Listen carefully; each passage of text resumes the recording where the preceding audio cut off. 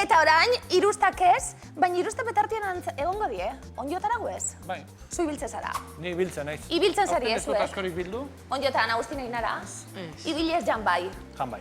Bai, noski. Neskak? Ez, Jan bai. jan bai. Jan bai. Mutilek, handika eta Xavier? Ez bestia. Ez bat eta ez bestie.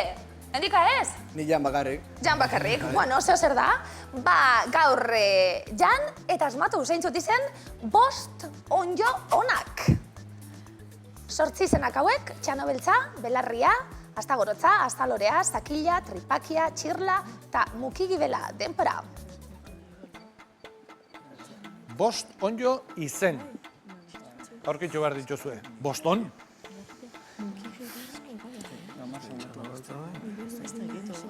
Bost on jo. 5 onjo. 5 on jo. Denpora! Endika puzke zauz. Bai. Eta albari begire, a ber, zer jarri hau neskak, a ber... Egia esango izut idazki, ni hauek bildutako onjoekin enitzateke bat ere fiatuko. Baina orain ikus dezagun nola joan den onjo bilketa hori. Hasteko, txano beltza. Onjo alda. Ez, ara, txano gorritxoa bada, baina txano beltza guk asmatu dugun izena da. Naiz eta badiren txano beltza duten onjoak. Belarria. Hau, bai. Enborren gainean azten dira eta belarri itxura duen frutu gorputza dute. Astagorotza. Ez, astaputza. Badaude putzak, bai, baina astagorotza beste gauza bada, ez zazue bildu hori ere. Azalorerik balda onjoen artean.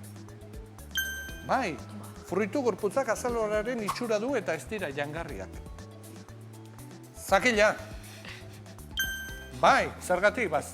Zakil Oso itxura onak direlako duelako. jateko. Euliak erakartzen dituen, aratuzte lusaina du. Tripakia. Bai, eta espezie batzuk gainera jangarriak dira.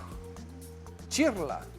Inork ez du aukeratu eta bada. Hau beona. Onjo izena, enborretan azten diren hankari gabeko onjo txikiak dira. Eta azkena, mukigibela. Ara, mukiziza bada, baina mukigibelik ez.